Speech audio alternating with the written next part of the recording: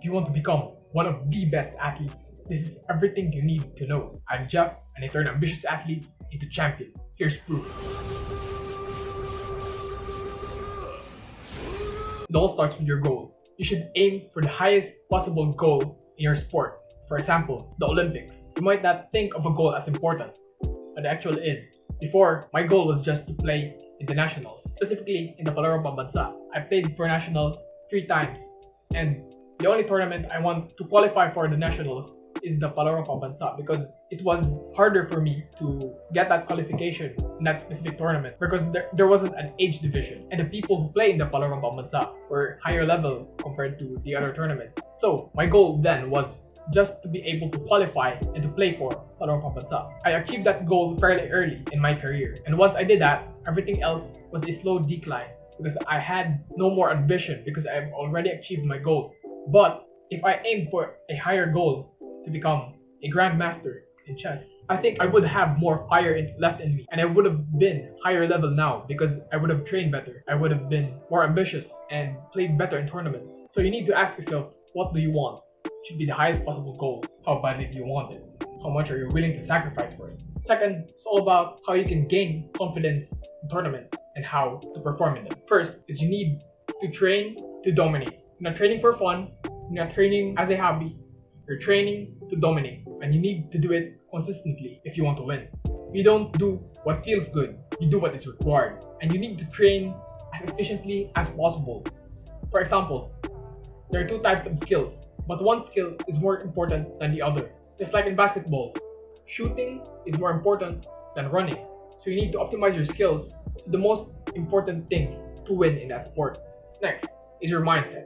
Here's a mini breakdown on how you can achieve the best mindset. First, you need a growth mindset. You need to think as everything as attainable, that you can train for everything. You might not be good now, but you can be good if you train consistently. Instead of having a fixed mindset that because you aren't flexible, you can't do it. No, you can train flexibility. You can train every single part of your sport. Then, you need to have 100% accountability in yourself. Think of everything that happened as your fault. Before, I used to blame everything outside of my control. I used to blame the distractions. But because I did that, I never got to look at my own game. I never got to think of my mistakes and how I could improve them for the next game.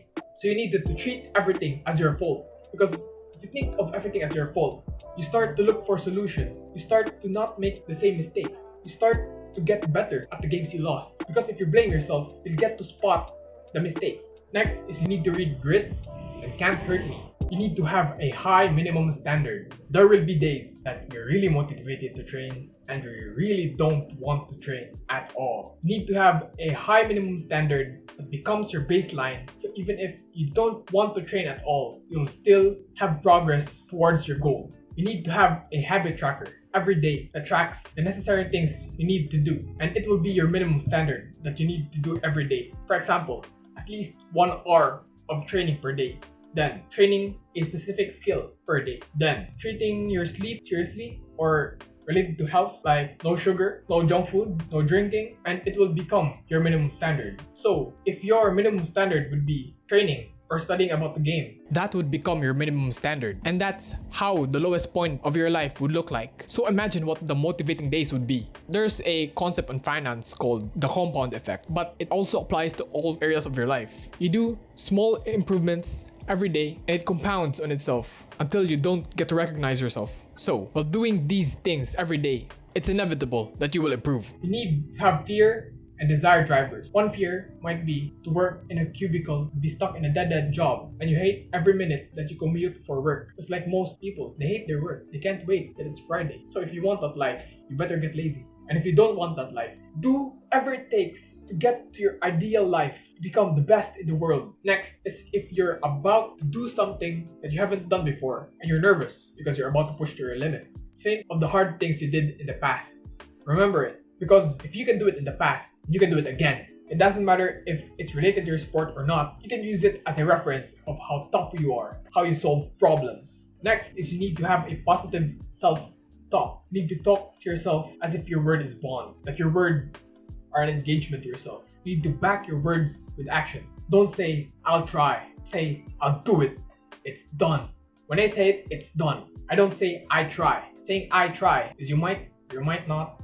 Your brain still has the alternative of losing. But if you fully commit, your brain doesn't give you the option to lose. Also, you can watch the greatest athletes in the world because their life is well documented. They'll tell you what the things they did, not only the highlight reels, but you can also see their journey on how hard they train. So it becomes a reference point to you on how hard you should train. And once you do train like them, one day you might become like them. And if you do really train to dominate, it becomes inevitable for you to win. Do so much work that it becomes stupid for you to lose. The third mind frame is to have no regrets in life. When you meditate about your death, you don't want to say, I could have done more.